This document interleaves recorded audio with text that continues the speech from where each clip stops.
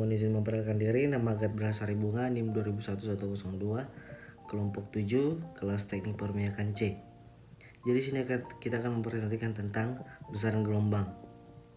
Praktikum yang berjudul besaran gelombang dengan kode F5 bertujuan untuk memahami konsep dan dasar hambatan gelombang, mengenal dan memahami besaran-besaran gelombang, menganalisis besaran-besaran gelombang. Adapun alat yang saya gunakan pada praktikum kali ini yaitu Pet Colorado Simulation.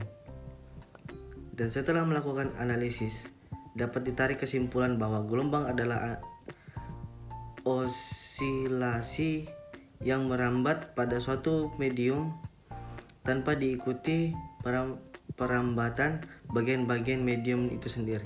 Pendahuluan 1.1 latar belakang. Pasti tidak asing lagi bagi kita istilah gelombang seperti gelombang suara, gelombang cahaya, gelombang laut dan sebagainya. Bagaimana persamaan fisika yang menerangkan gejala gelombang? Memahami persamaan fisis gelombang yang sangat penting mengingat aplikasi luar biasa gelombang dalam kehidupan kita. Dalam abad informasi dan komunikasi saat ini, hidup kita tidak pernah lepas dari gelombang. Sebagai contoh, komunikasi HP menggunakan gelombang elektromagnetik sebagai pembawa suara atau gambar dari HP ke HP lain, atau ke menara pemancar internet berbasis Wi-Fi menggunakan gelombang untuk mengirim informasi. Kita melihat layar HP karena adanya gelombang cahaya, dan kita mendengar suara percakapan atau musik karena adanya gelombang suara. Bagaimana manusia menjadi tidak berdaya tanpa kehadiran gelombang. Dan makin hari manusia makin bergantung pada gelombang dan selalu mencari cara untuk memanfaatkan gelombang lebih besar lagi. 1.2 Tujuan praktikum: memahami konsep dasar perambatan gelombang. 2. Mengenal dan memahami besaran-besaran gelombang. 3. Menganalisis besaran-besaran gelombang. Dasar teori: gelombang adalah energi yang merambat dari satu titik ke titik lainnya berdasarkan arah getar, dan arah rambatnya. Gelombang diklasifikasikan menjadi dua jenis: gelombang transversal dan gelombang longitudinal. Gelombang transversal, gelombang yang arah rambatnya agak lurus dan arah getarnya. Gelombang transversal terdiri dari bukit atau lembah. Gelombang longitudinal adalah gelombang yang arah rambatnya searah dengan arah getarnya. Gelombang longitudinal terdiri dari rapatan dan renggangan seperti gambar tersebut. Pada umumnya, gelombang yang diamati dinyatakan dalam fungsi sinusoidal. Fungsi sinusoidal tersebut terdiri dari variabel dan variabel yang mana merupakan besaran atau parameter gelombang. Parameter gelombang yang umumnya diantaranya amplitudo, fase gelombang, panjang gelombang, periode, frekuensi, dan cepat kerabat gelombang. Amplitudo merupakan perpindahan maksimum elemen partikel dari posisi kesetimbangan saat gelombang merambat. Fase gelombang adalah jumlah putaran sudut yang ditempuh suatu titik selama berambatan,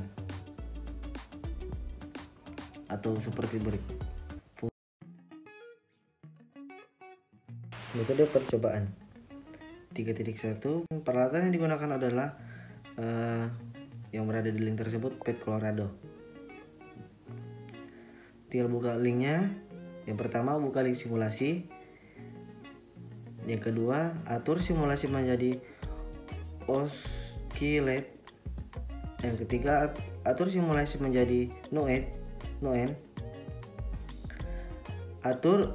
4, atur damping ke posisi non dan tension ke posisi high, serta tampilkan rules dan reference line.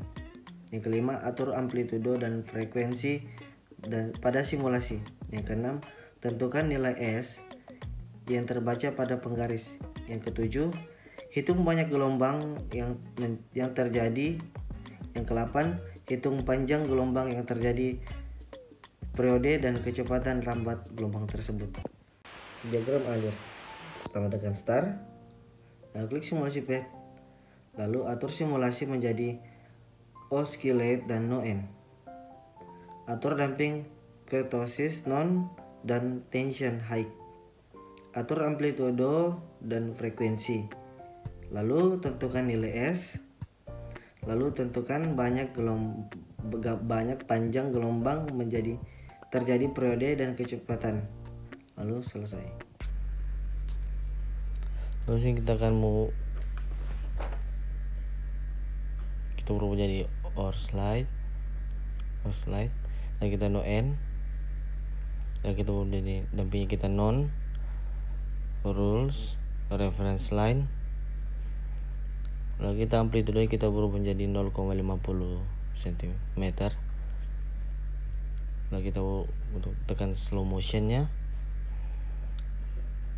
Di sini kita bisa lihat bahwa S nya 7,3 cm diubah menjadi meter, jadi 0,073 meter.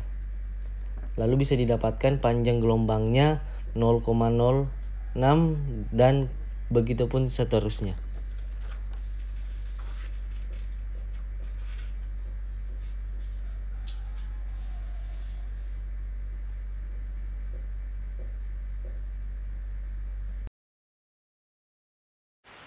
Hasil dan pembahasan 4.1 Analisis tabel dan grafik. Mengukur panjang gelombang terhadap variasi tersebut. Seperti yang hasil kita dapatkan terdapat pada tabel berikut dan gambar tersebut. Dan berikut adalah grafik-grafik hasil dari perhitungan atau hasil pembahasan.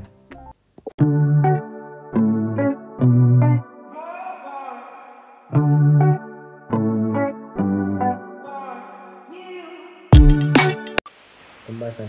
Data pada tabel digunakan rumus sebagai berikut. Untuk mencari panjang gelombang atau lambda diketahui dengan rumus lambda sama dengan S per N cepat rambat gelombang diketahui dengan menggunakan rumus V sama dengan lambda kali E kali frekuensi. Untuk periode cara mencarinya yaitu dengan cara T sama dengan 1 per frekuensi. Kemudian untuk mencari hasil dari bilangan gelombang K adalah K sama dengan 2V per lambda. Selanjutnya untuk mencari frekuensi sudut omega, yakni omega sama dengan 2V per frekuensi 2V kali frekuensi. Kemudian dari semua hasil yang telah didapat maka dapat dimasukkan dalam pencarian simpangan amplitudo dengan rumus yaitu Y sama dengan A sin dalam kurung omega T kurang Kx.